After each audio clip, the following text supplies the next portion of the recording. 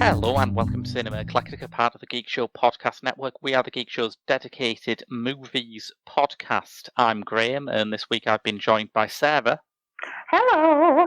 And Andrew. I wasn't supposed to be here today. No. And let's face it, you're still not. It still feels wrong. Yeah, it's nice to have you back, Andrew. When was the last time you were on? Was it Chapter 2? Maybe. Was there a superhero thing after that? I don't think so. It was certainly sometime in the past. Made complicated by the fact that we basically meet each other every Saturday. Yes, essentially, yeah. But yes, this week we've got you back in for something that it would be fair to say is outside of the lazy, stereotypical films that we normally reel you in for. Outside of the sort of, we've got some nerd stuff on, let's get Andrew. Outside of that kind of area, I would say. Yes, it's finally a film I watched that other people on this show want to watch. Yes, this week we are reviewing The Personal History of David Copperfield by Armando Iannucci, famous for every single British television comedy of the past 30 years, and also the films In the Loop and The Death of Stalin.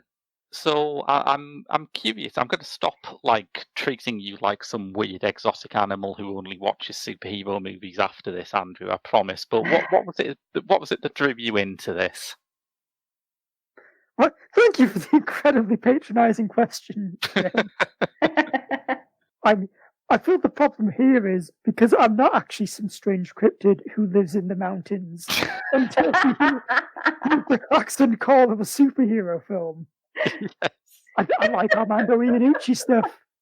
Yeah, that was basically it for me, and it's got an absolutely killer cast. Dev Patel, Peter Capaldi, Hugh Laurie, Tilda Swinton, Ben Whishaw, Benedict Wong.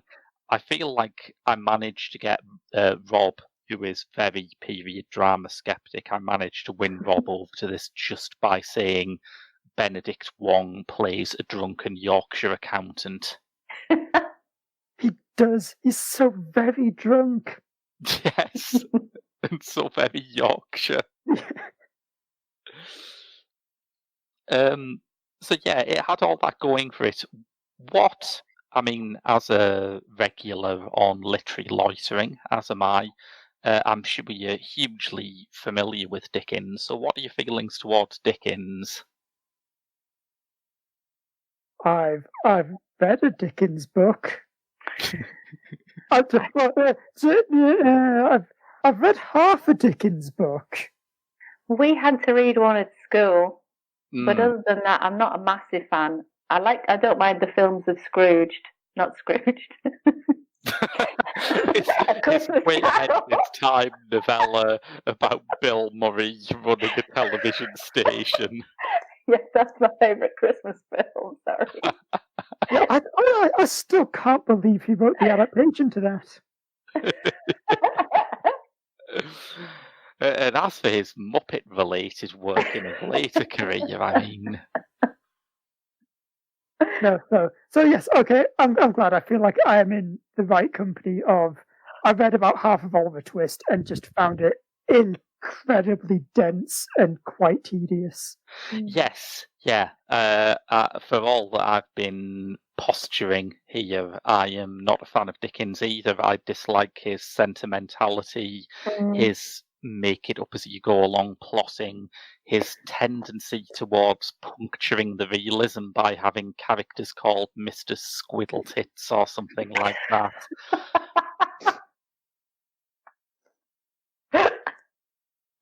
Not a big fan, but Dickens filtered through Armando Iannucci. I liked that a lot.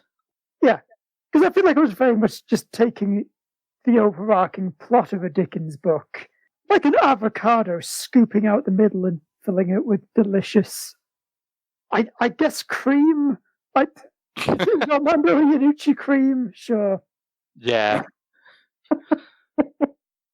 That's fine. Listeners, the avocado craze of the last few years has not reached up north, as I think you can tell.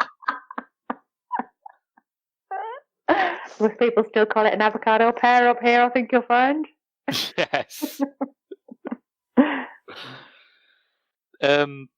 So yeah, I completely agree. It does feel like his work. He's reteamed with Simon Blackwell, who's co-wrote both of his feature films as well as The Thick of It. And although it is PG certificate, so not that similar to The Thick of It, it does have that similar kind of breathless comedy pacing. I mean, it's a full 19th century novel crammed into 2 solid hours, which is not easy. A lot of 19th century novels are very plot driven and picaresque. So he's decided to treat it as just this relentless, accelerating, just avalanche of incident. And it turns out that's something that he is very good at. Cool. I think we should probably start digging into that cast, shouldn't we? Yeah, I will get my shovel. Because let's start with the big name. Dev Patel as David Copperfield, I think, is really fantastic. Yes, I will give him like 9 out of 10 for acting and 10 out of 10 for floppy hairness. Yes. Because I remember after Slumdog Millionaire, he sort of, I suppose this happens to everyone who stars in a big surprise hit. You go away for a couple of years and sort of try and find new things. And I remember thinking, God, if this guy was white, he'd be hailed as the new Hugh Grant. You know, he's funny, he's charming, he's charismatic, he's handsome. And I feel like he is starting to get those roles now. I mean, anyone who's seen him in the Best Exotic Marigold Hotel movies, which I sincerely like, will know that he has this great kind of gangly limbed comic presence, which is fully exploited here. He really is very funny in this film. Yes, he's good. He's good at physical, using his body for comedy. I think he's good at that. Yeah, and I think it kind of harkens back to what you said about just it being a very constantly foot on the accelerator pedal kind of film. He's just got this like constant frantic energy to him.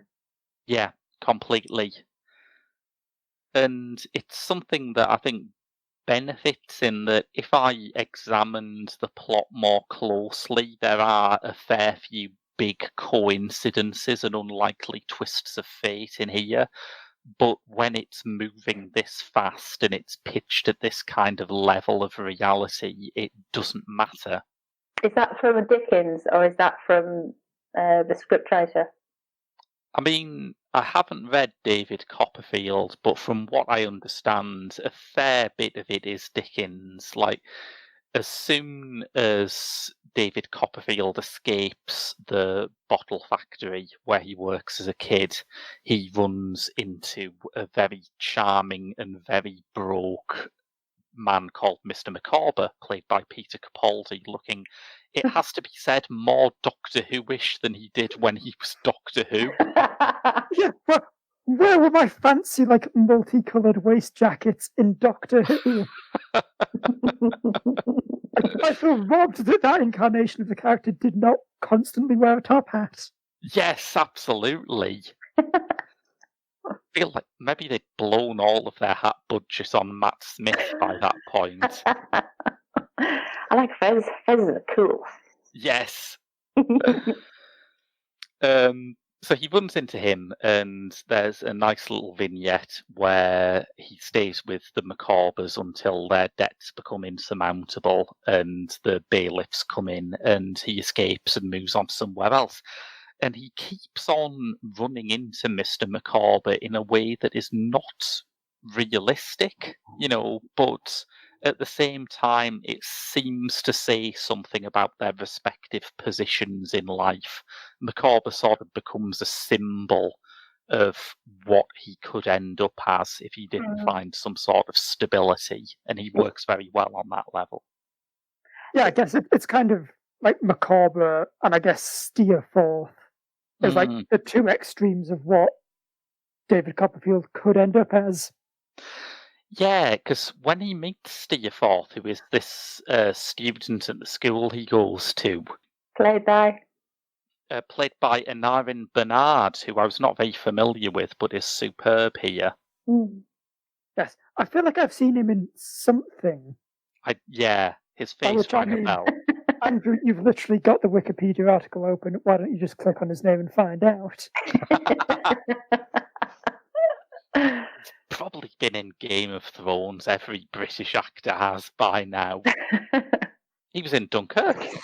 He was in Dunkirk, and he was in SSGB, which is a TV series about what if the Nazis had won World War II. I know, a shocking thought. That was probably it. I probably remember him as second soldier man from the left in Dunkirk.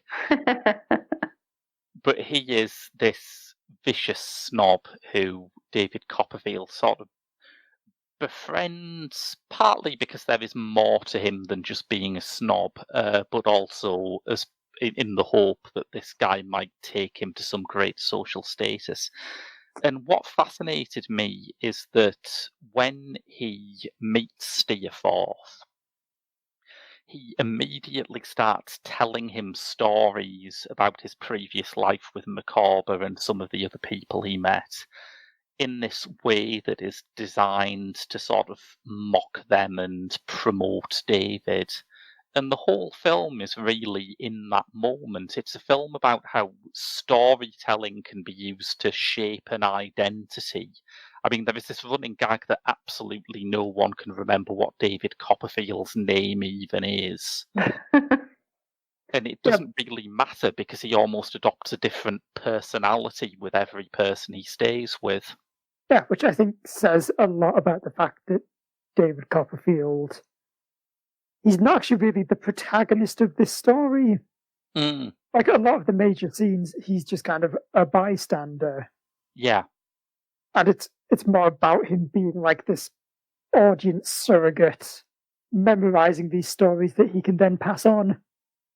Yeah, and it actually begins in this fashion, doesn't it, with him on stage reading out the story of his life to an audience. Yes, and I just love the visual effect of kind of the stage sort of falling away into the field that he then ran across to the house where he was born. There's a lot of that kind of unreliable narrator stuff that I liked very much. I'm particularly fond of the bit where he's telling Steerforth a story, and the two characters he's telling a story about walk in until Steerforth says that he's not interested, and they walk out again. Yes! So I enjoyed all that stuff. It's got a certain kind of Terry Gilliam quality to it, I would say. Yeah, it's not quite as surreal as a Terry Gilliam film. No. It's that kind of, like, madcap. Plotless. Sort of hyper-real, I guess. Like, we're going to have actual events and imagination, and they're just going to smash into each other, and you kind of can't tell which is which, and that's the point.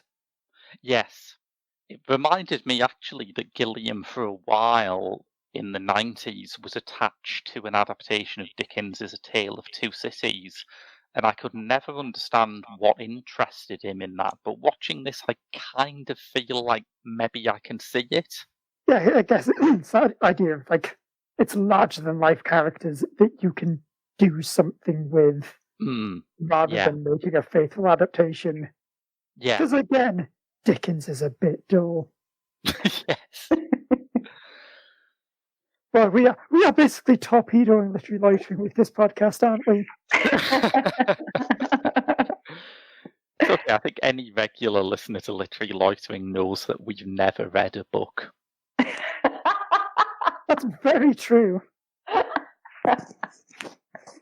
But those larger-than-life characters, we should talk about some particular favourites, shouldn't we? Because there's an absolute wealth of extraordinary performances in there.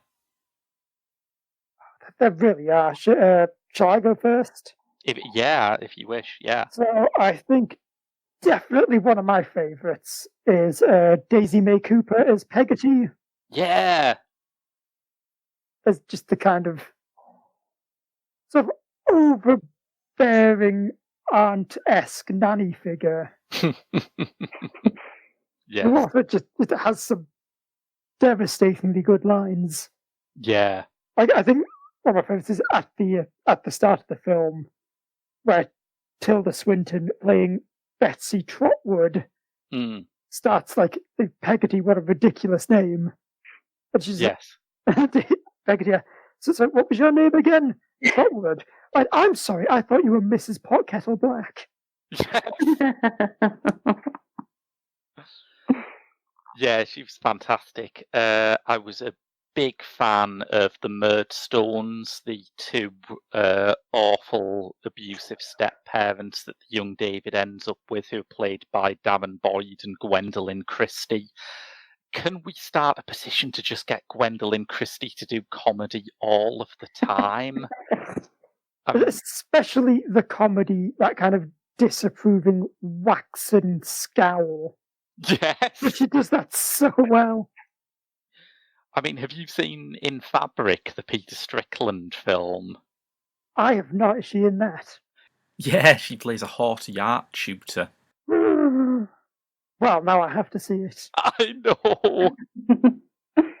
Yes, she's fantastic. I think it's one thing that I do appreciate about Armando Iannucci is that he does get performances from veteran comedians who have maybe moved on to different things and reminds you why they were such forces at the start of their career. Like Michael Palin in The Death of Stalin, you would think that guy had never took a weekend off doing comedy, let alone spent 30 years doing travel documentaries. And similarly, Hugh Laurie as Mr. Dick is just thousands of miles away from house here. Oh, good. Yeah, this was literally occasionally I felt like I was just watching like a bit of Fry and Laurie sketch. Yeah, it's proper a bit of Fry and Laurie, either Blackadder the Third, either kind of Hugh Laurie, and it's marvellous. Lovely. Yeah. And it's still got like the physical stuff, like the bits where he is trying to buy back Peter Capaldi's Constantina. Yes! And just the moment where it kind of puts the, oh, what's that behind you? And then just grabs it and runs. And it's just that perfect beat of dunk. Yes! Running out screaming about how he's a wanted criminal now. Yeah, it's absolutely glorious. And I think, as well as those big names, there are some great performances by some less well-known names, like we mentioned, Irving Bernard, Daisy May Cooper. Morfydd Clark, I think, has a dual role so good that I didn't realise it was a dual role until I got out of the pictures and looked it up. I genuinely, I didn't realise until looking at this Wikipedia cast list. I know. That adds a whole new layer to things. Yes. So I just absolutely loved this. I mean, I was looking forward to it, but I thought I'm probably not going to love it as much as something like The Death of Stalin, because that feels like it was made for me. But to be honest, there isn't that much to choose between them. I personally would maybe still say that Death of Stalin edges it out. Just because I do like that film has a very vicious bite to it. Yes, yeah. I do think The Death of Stalin is better, but I don't think it's... Considering, as we said, we are not big Dickens fans, I do not think that the gap is as big as I'd thought it would be when I went in. There's not as much big Dickens energy there. Oh, dear. Oh, what did I just do? I don't know, but one day tribunals will be arranged to get to the bottom of it.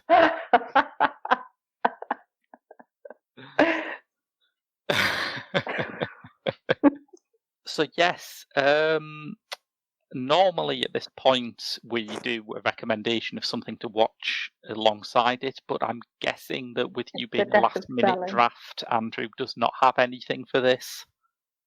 And you'd be wrong. Oh! Not only do I have a pick for it, I have a pick that might prove somewhat controversial. Go on. Ooh.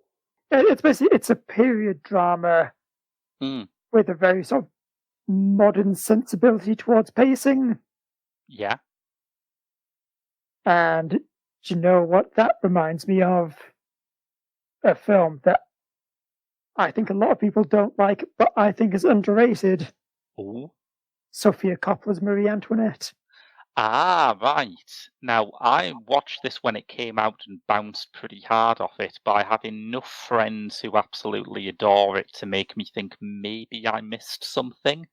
I do. I think it's a film that a lot of people discount as being not very intelligent, whereas I see it as being deliberately shallow. Yeah, I think that makes sense. Because, I mean, it is about, like, the French bourgeoisie. Yeah, it's about the state of shallowness so extreme that we decided we had to cut people's heads off to sort it out. Yeah, exactly. And I think the film gets that across very well, whilst also just being, like, very well shot. Just immaculate set decoration and a kick-ass soundtrack. Yeah. And does Dickens have a soundtrack as well? Well, Charles Dickens himself was the king of the Spotify playlists, but Copperfield. David Copperfield does not have an anachronistic soundtrack, but it does have an intensely lovely score by Christopher Willis that has a kind of Vaughan Williams-ish richness. Oh, lovely. And I think wisely it is not music that's trying to be funny. I mean, the film is not an out-and-out comedy. It's very funny, but it's not pure farce. And certainly not in the same way that something like In the Loop is. So the music... Although I do feel like the line, "Your mother is seriously ill, dangerously ill, she's dead," yes, is like leaning right on that border. I think it's got big farcical moments, but the overall film has a lot of different stuff in it. So I was pleased that Willis's music sort of accentuates a few of those different tones that might be harder to spot. As for what I'd watch, I think it reminded me of a whole tradition of author-driven British period dramas that started to spring up in the 60s and 70s and were wiped out by just the general decline of the British film industry, really. I did think a lot about Tony Richardson's version of The Charge of the Light Brigade, which is something that I think Iannucci would recognise in its satirical thrust. It has these kind of scabrous animated interludes that feel very of a part with that kind of 60s Gerard Scarfe kind of aesthetic. A lot of fourth wall breaks, a lot of things like that. It feels like if that tradition had never ended, if that era of Tony Richardson and Ken Russell and people like that doing period films had never ended, this would be the kind of film that you would have seen in the 1980s. But as it was, there was a break and we've got it now, which, fair enough. Actually, do you know what else I would think would go really well with? And for once, something that you could genuinely, like, go to the cinema and, like, double feature. Oh? This and Jojo Rabbit. Yeah, I can see that. Yeah. I was actually thinking about new releases, though not Jojo Rabbit. I was thinking about this in terms of Greta Gerwig's Little Women, which I did see. I've seen that now. Ah, it's a similar period, isn't it? It's a similar period, and for all it's a very different film, it reminded me that all of the time that these kind of classic novel adaptations have been on TV, what I've missed is the sense of a director's viewpoint on them. Greta Gerwig's Little Women is absolutely Little Women from the director of Lady Bird, just as this is absolutely David Copperfield from the director of In the Loop. So they're not slaves to the text material. They've got real personality. They've got an actual worldview in there. And it's updated for a modern viewpoint, you think? Yeah, although I think part of the strength of both of them is that they remind you that a lot of the modern attitude in those texts is there already.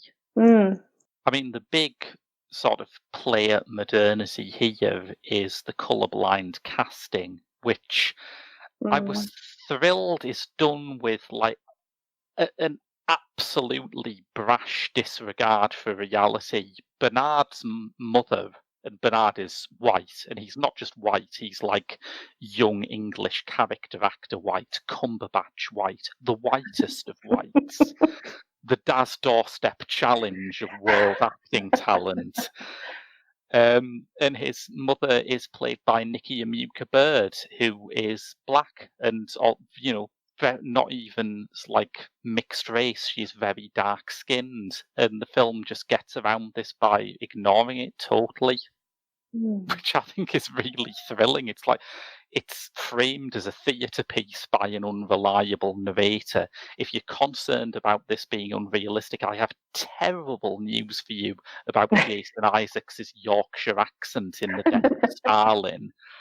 And it just sets about in a really brash, aggressive, unrealistic way. And I thought, yes, you don't see enough of this nowadays. Yeah, good stuff.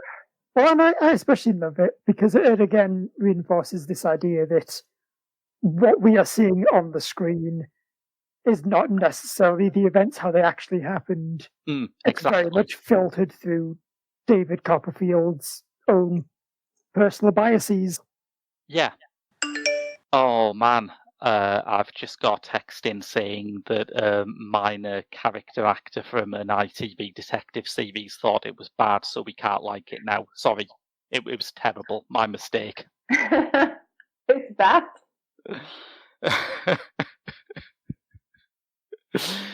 This has not actually happened, but I'm sure the ferret-faced man who cannot be named will be very angry about it.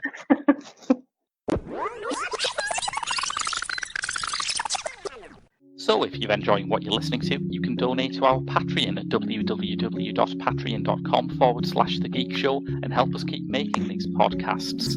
We're on Twitter, just search for TGS_The Geek Show, and on Facebook, again, search for The Geek Show. Dating all the way back to 2010 on the Badlands of community radio, The Geek Show has been a podcast of many faces, the Bowie of podcasts. For the longest time we discussed all manner of geeky issues, reviewed discs from far and wide, and had some D&D style distractions involving elves and the Communist Manifesto, all of which led us to now. The Geek Show is now an anarchic news and discussion show which looks at all things pop culture, as well as dipping our toe into the wild waters of science, technology, and whatever Elon Musk is up to this week. For all this and much, much more, check out The Geek Show by subscribing to us wherever you get your podcasts from, including Acast, Audioboom or Spotify, or head over onto thegeekshow.co.uk where the geek shall inherit the earth. So, if you do go over to the website, you can read exclusive reviews about new releases that have not been reviewed on the show, including this week, Ewan Gledo is reviewing a film that, despite what I've just said, I'm going to undercut myself already, we did review on the podcast, but ages ago, back on the episode when we did A Cure for Wellness. He's reviewing Second Run's new release of Valerie in Her Week of Wonders, an extraordinarily strange and lovely Czech oddity. We have Mark Cunliffe reviewing Paul Greengrass's debut film, Resurrected, which is out on Indicator Powerhouse. And Rob reviews Arrow Films' new release of Edge of the Axe, a slasher movie by a Spanish director who he has had a complicated relationship with in the past, Rob, I think it would be fair to say, Jose Ramon Larraz. But he keeps on ordering and reviewing his film, so we're going to keep on putting them up there. But now it's time for Question of the Week. And for Question of the Week, with David Copperfield being, I know, one of my big things I was excited about for 2020, we asked, what film are you most looking forward to in this coming year? And we got a number of answers in. Mikey Toes said Wonder Woman 1984. You do have some people of taste who listen to the podcast. That's good to know. Well, that trailer absolutely kicks all known buttocks, doesn't it? It doesn't do. I probably wouldn't be angry if Wonder Woman 1984 is just that cover of Blue Monday on repeat for like 2 hours. Yes! It's so great. Sarah, have you seen this trailer? I can't remember. I might have done. Oh, it's so good. Yeah. But I'm looking forward to Wonder Woman, yes. Rob on the Twitter has, he's got a number of answers. Come to Daddy is supposed to be great. That's getting a release after Wowing Fright Fest. Antebellum, featuring a Graham favourite. It's got Janelle Monáe in it, listeners. How can I resist? Sounds compelling. Antlers, a new thing from the amazing guy behind TV anthology Channel Zero. Saint Maud. Yeah. I like Channel Zero a lot, by the way. That's why that's strange. I myself am quite scared by the sound that came out my mouth then. Saint Maud, another festival scene horror hit. Edgar Wright's new one, Last Night in Soho. Taylor Sheridan's new one, Those Who Wish Me Dead. Too many to name. 2020 is set to be an amazing year for movies.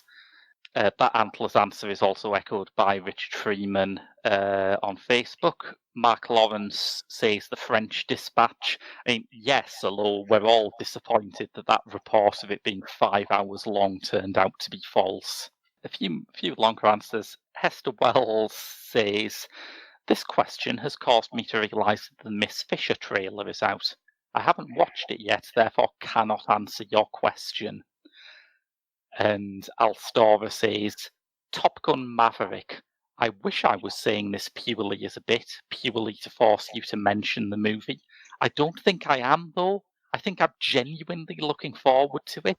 I've seen the original maybe 10 times or more. I feel that as the first film I got mentioned on your podcast was a nihilistic Swedish sci-fi, that I may have given a false impression of my taste in films. Wow, goodness gracious. It's a lot of stuff, Great isn't it? balls of fire! That was a Top Gun reference, because they sing the song.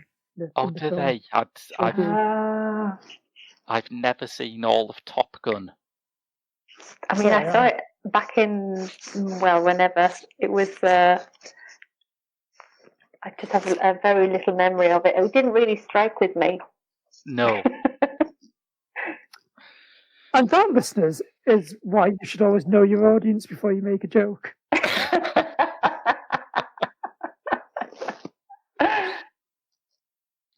So what have we got around the table?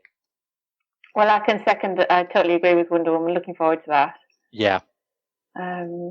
I would also say Bill and Ted. I'm curious to see what that's going to be like. I mean, God only knows. I mean, you know how Jay and Silent Bob's just come out and you're just thinking, oh my God, has time really passed that hard?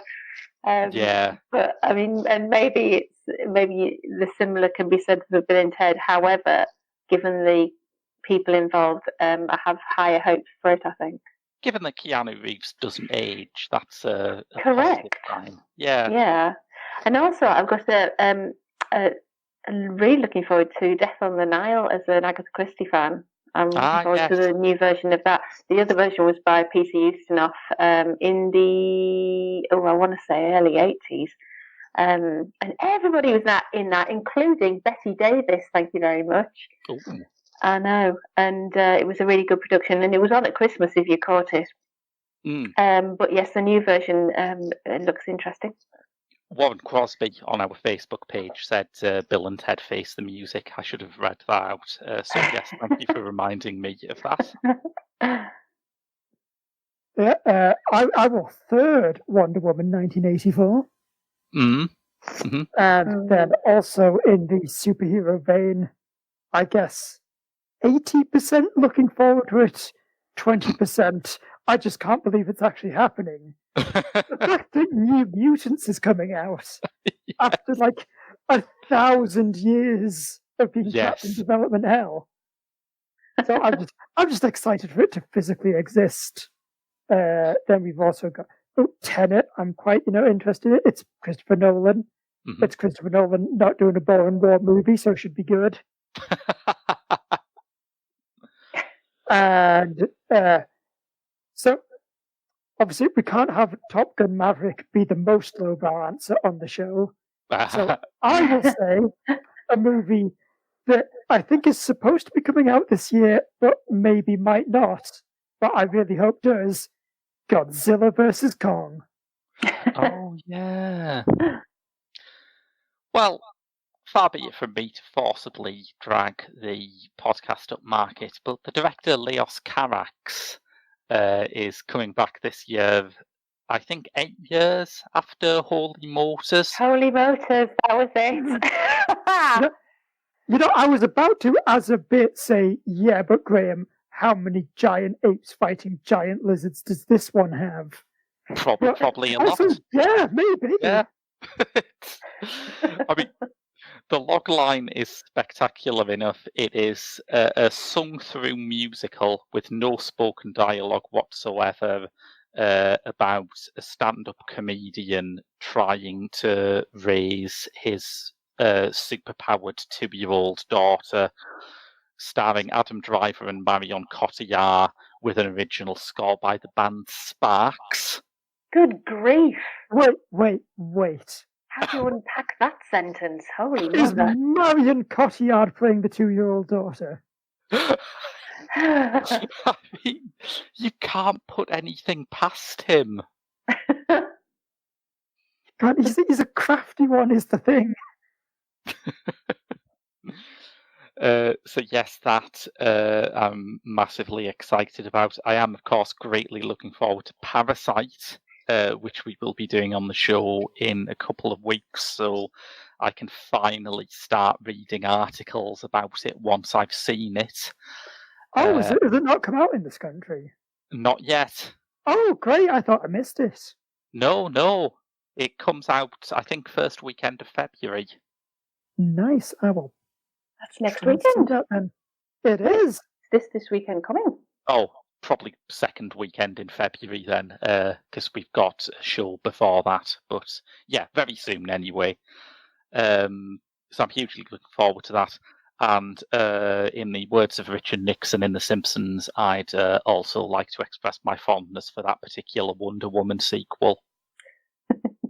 So that's the one we all agree on. Yeah, I mean, it was probably never going to be a net, was it? Off the shelf. Sarah, I understand you're kicking us off. Yes, I've got Endless Night. It's a film by Sidney Gilliat and released in 1972. Mm-hmm. It's a kind of a British. It's like a British folk horror, but it's actually an Agatha Christie, starring Hayley Mills, Britt Eklund, Hugh Bennett, and a few other random people as well. So Hugh Bennett is a young drifter who comes upon, passes randomly in a forest, Hayley Mills as Ellie Thompson, and he sort of charms her enough that they get married, and they want to build this beautiful house in the country on a plot of land that's called Gypsy's Acre. But dun, dun, dun, there's a gypsy's curse on it, and you see the gypsy curse in it, and you'd never have thought, would you? Well, I know. and it's got Britt Ekland as the companion to the heiress, and various other sort of legal folk that hover around her like vultures. Haley, I mean, it's an interesting film because it has a lot of 60s hangovers, like the protagonist and narrator, Hewell Bennett Michael, it tells us what happens. He takes photos, which is a 60s trope in itself, and he's kind of a Jack the Lad, and he delivers lines like, "Shut up, silly cat."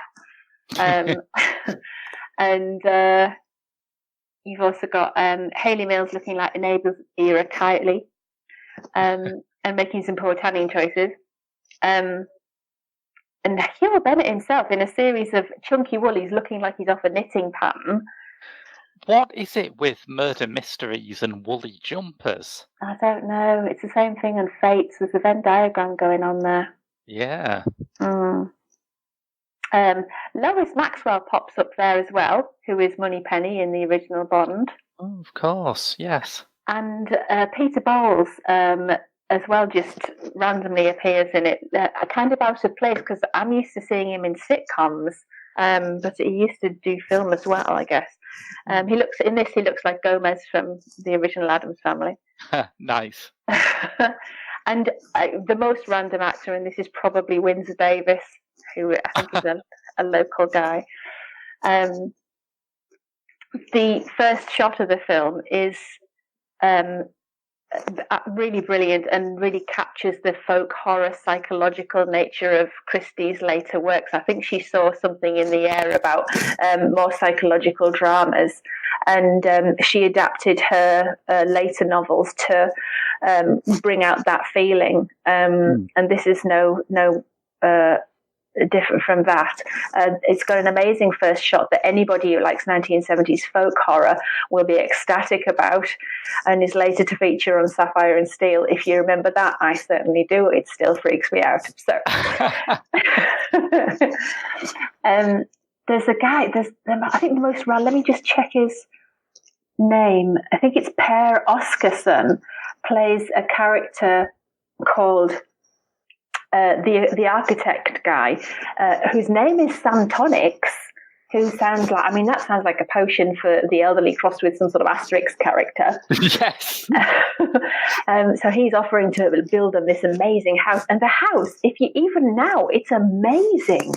It's just like full of really cool tech and sliding floors and beautiful large rooms with extraordinary things in them. It's gorgeous to look at. He sort of flags up a possible unfortunate future by saying things like the creation of art is 30% joy and 70% despair. There's some good lines in it though, like this is an incredibly old pub. It's got 2 stars in the Doomsday Book. And and I've got a terrible sense of direction from Hayley Mills, which proves spot on correct. What I was saying about Per Oscarsson is that his performance is I don't even know how to describe it. It's like he's gone to the French equivalent of William Shatner School of Acting. Oh, this just gets better and better. Yeah, there's just no pinning down that performance. It's so random. He sort of plays this ailing character. Anyway, there's gothic moments as well, like the heroine Ellie playing a mournful tune on the spinet, like she's from a forgotten branch of the Addams Family. There's a weird scarecrow person collapsing that's straight out of Scarfolk. A secret symbolism with the eye in the sky screaming, "Thou God cease me."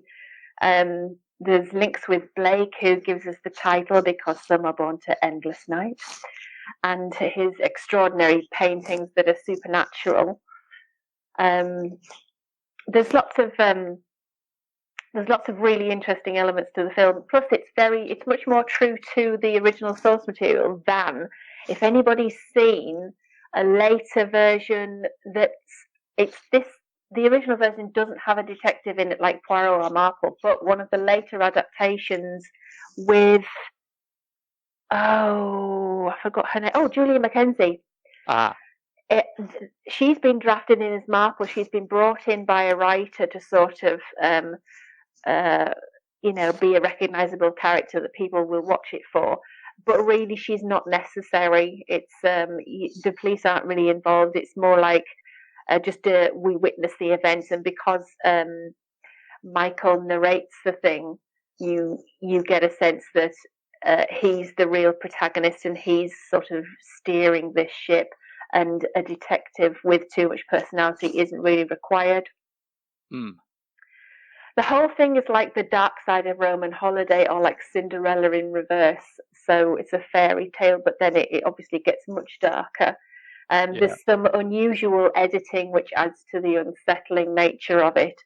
And the music as well is by Bernard Herrmann, who has this massive track record of working with people like Hitchcock. And anybody who loves early 70s electronic music, yes, there is a Moog synthesizer in this, which is just awesome. Oh, yes. Yes. There's also Agatha Christie wasn't too keen on this adaptation for the sex scene of it, which is where this couple get it together in this gorgeous house. And it's interspersed, it's kind of fairly sharp cuts between them sort of getting it on and pictures of horns. Right. In a kind of obvious symbolism going on there. Made me laugh out loud. Yeah. It's a little bit of trivia. George Sanders, this is one of his last films.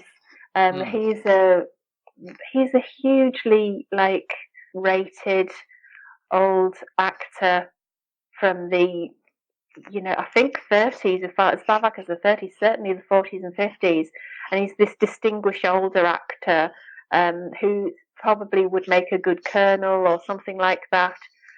This is one of his final roles, and tragically, he ended up committing suicide, and he wrote it was because he was bored. Right. So.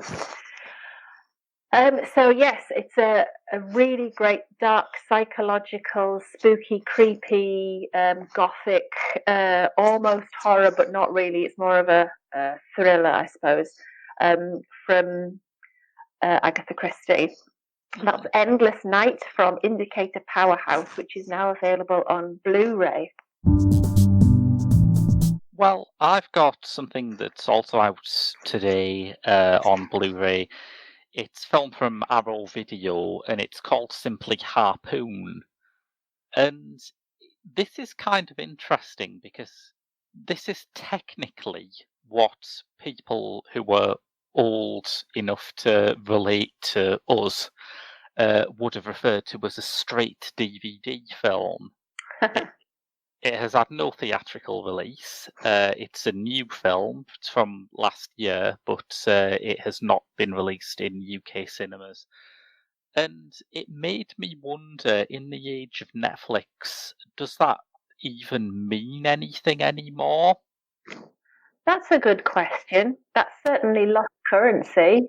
Because it used to be the case that if something was straight to DVD or before it's straight to video, you knew that you were dealing with something ropey, right? Yeah. Yeah. Rubbish. Not good enough for a cinema release. And obviously, you can't say that about some of the things that have been funded by the streaming services. But watching Harpoon, I started to think that you can't really say it about things released for the first time on conventional storage media, because this is really tight. Really tight, less than 83 minutes. Nice. Horror thriller by Rob Grant. Sadly, not the one who co-wrote Red Dwarf. So you started with the yaw too early, and I had to disappoint you. Yeah, you can track that.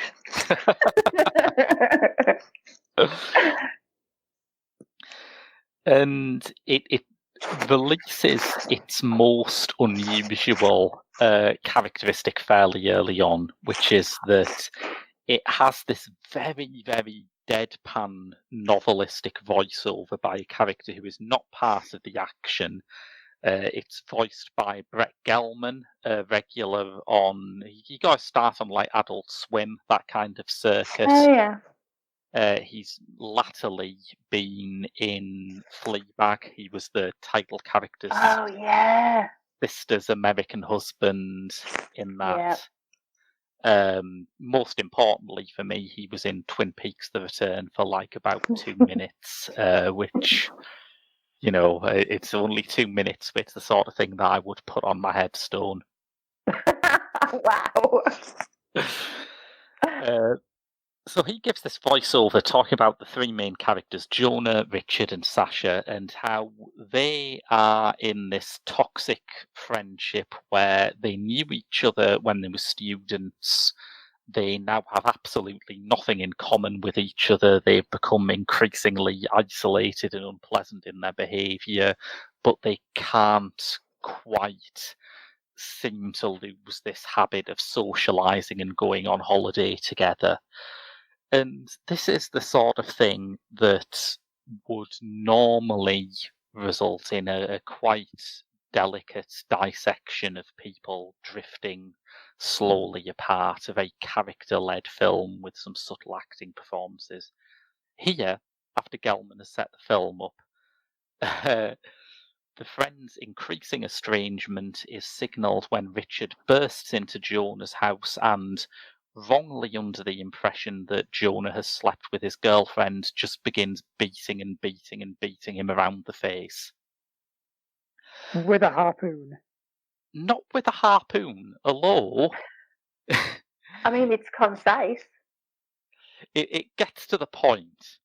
And once Sasha, Richard's wife, has separated them and let Richard know that, in fact, they weren't cheating, they'd just been discussing a surprise present for Richard's birthday that he overheard and got the wrong end of the stick on, they reveal what their birthday present is. That is a harpoon, Andrew. It is a harpoon. Good grief. So you've got a triangle of three people, none of whom like each other, all of whom are physically abusive towards each other. They go on a yachting holiday with a harpoon. No awards will be given out. For clairvoyance? No. I assume Anton Chekhov just kind of poked his head out his grave and gave it a knowing wink.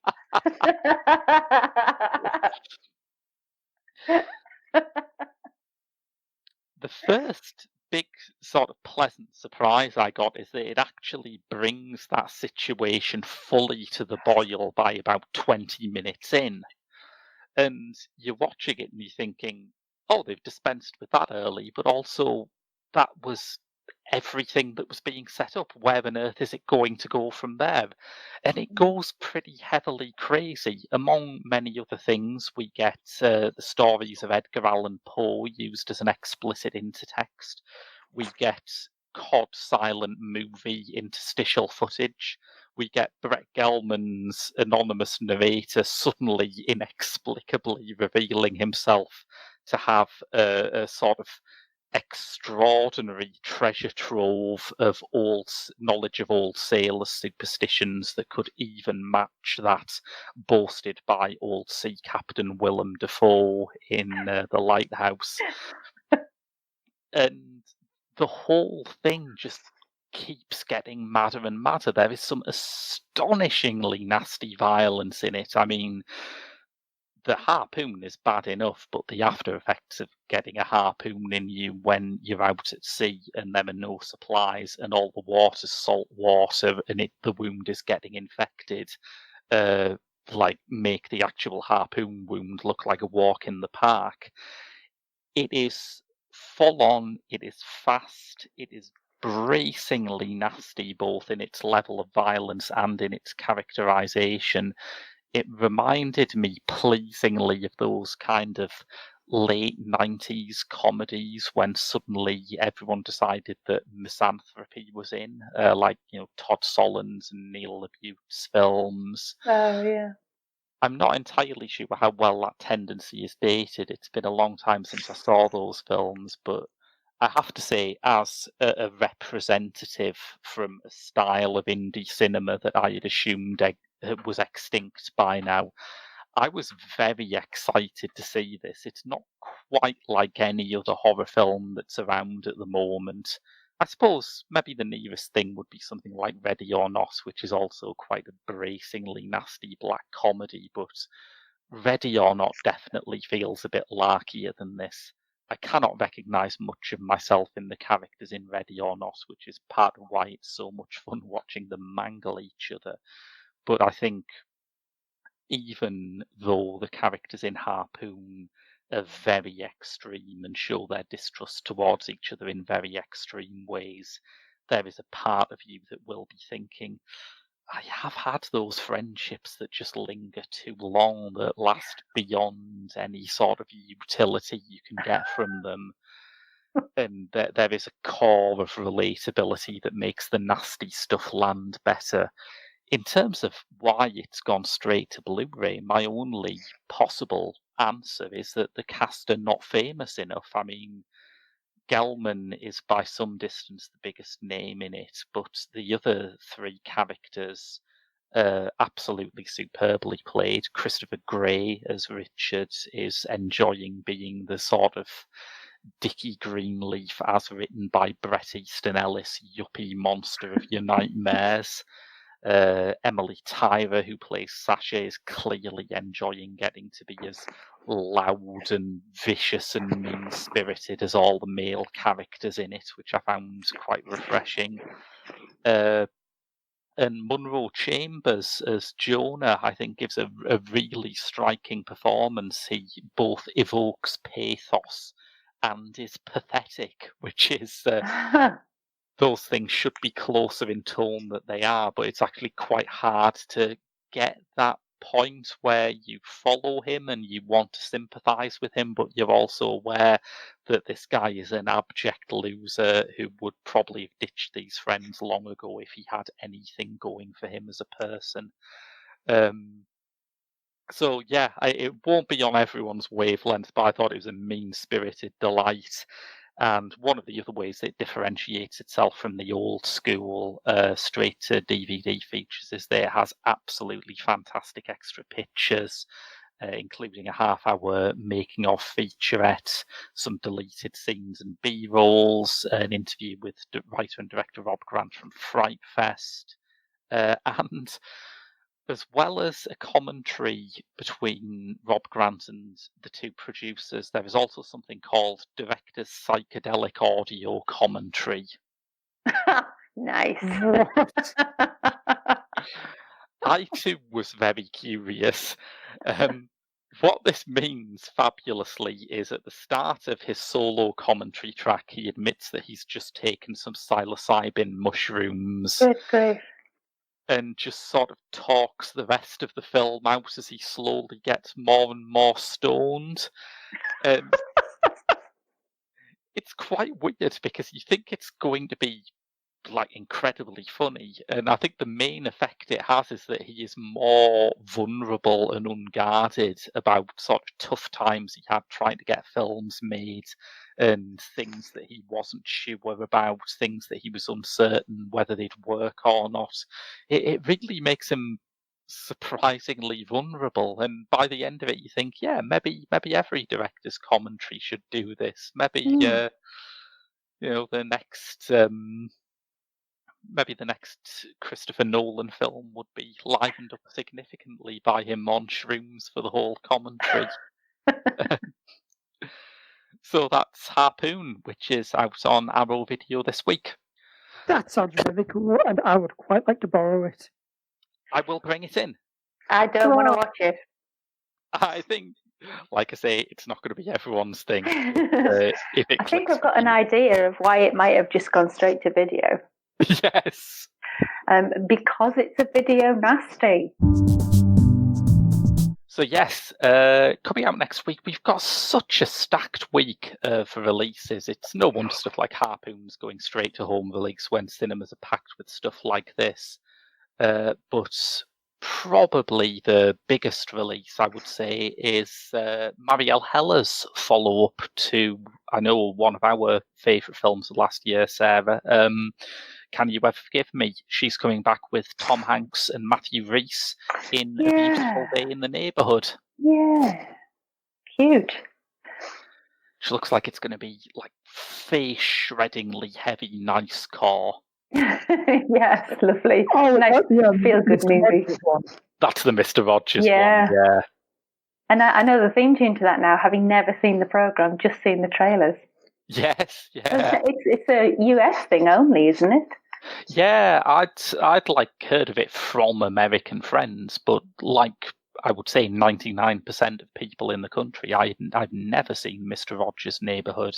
Yeah, I don't know. It's about a man who wears a sweater and is exceedingly wholesome. Yeah, that's all I know. So that's the wholesome content that the world needs. Something that probably isn't going to be like that is Robert Eggers' follow-up to The Witch. It's The Lighthouse. It stars Robert Pattinson and Willem Dafoe giving it their best ha-has. And the trailer seems to promise lots of squid. It looks extraordinary. Yes. Yeah, I like their knit jumpers and beards. It's Big Jumper Week, isn't it? Yeah. It reminds me of that Specsavers advert as well, weirdly, about the sheep farmer. Yes. I don't know what, because it's nothing to do with sheep farming, obviously, but I don't know that there's unrelated scenes to sheep, but I don't know. That was Eggers' major influence. He's mad on Specsavers advert. We have Rhythm Section, spy thriller starring a pretty good cast. This I haven't heard much about this, but this is a good cast. Blake Lively, Jude Law, and the increasingly essential Sterling K. Brown.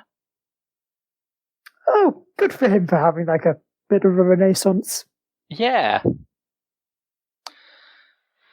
We have Queen and Slim, which I'm very excited by this. It's the first film by Melina Matsoukas, who has done lots of music videos, probably most famous for the one for Formation by Beyonce. Oh. This is her debut feature film. It's written by Lena Waithe and stars Daniel Kaluuya. And in a previous era, like if this was released in the 70s, someone would have called it Black Breathless. So be grateful it's called Queen and Slim. We have Richard Jewell, the new one from Clint Eastwood, with Paul Walter Hauser, that's Broderick Knob from Unbreakable Kimmy Schmidt, in the true story of the Atlanta security guard who was subjected to trial by media after he was falsely implicated in the bombing at the 1996 Olympics. And finally, I mean, if you think The New Mutants is a sign of the apocalypse, next week Terry Gilliam's The Man Who Killed Don Quixote comes out. No, it doesn't, Graham. Stop saying that. I won't have it. I refuse to accept it. Talking of picaresque novels. Yes. So he got the rights to Cervantes' novel shortly after it was published, I think. And there's been an amazing documentary, listeners, if you haven't seen it, called Lost in La Mancha, released in, I think, 2002, after his first stab at filming this fell through, and now the maniac has actually done it with Adam Driver, Jonathan Pryce, and Stellan Skarsgård. So, wow, that's happened. So I think the only thing we can do in fair conscience is to have a photo negative week, right?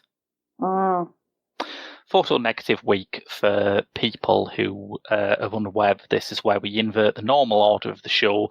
Normally, we do a new release at the top of the show and cover some older films in the second half. This time, we're going to cover an older film at the top and new films in the second half. But that requires us to find an older film to cover as film of the week. So, if I load up the Director's Lottery listing, first, if I find it, that would be a great help. 1 minute, it's going to be one of those. Okay, so it's currently at 279 directors, which means next week we are doing 241. And that is... Ha! What a coincidence. It's Tony Richardson. Oh, wow. Ah. Oh, I couldn't have gone better if you'd planned it. This is the guy who did Look Back in Anger, A Taste of Honey, The Loneliness of the Long Distance Runner, Tom Jones, Ned Kelly, A Delicate Balance. Never seen A Delicate Balance. That would be very interesting. There's loads of things here. The Hotel New Hampshire with a very young Jodie Foster in it. Oh, I remember that. There's a lot of stuff to pick from, and perhaps we should do it when... he did one... You did this on the show, didn't you? The Entertainer. Yes, I did, yeah. With Olivia, Olivia. That's him. So a lot to pick from, and we should probably do it when we know exactly who's going to be on the show and what new releases they're going to cover, because as you heard from the new releases list, that is quite a lot to pick from. But until then, that's been your lot from Cinema Eclectica. I've been Graham. I've been Sarah. And I've been Andrew. See you next week.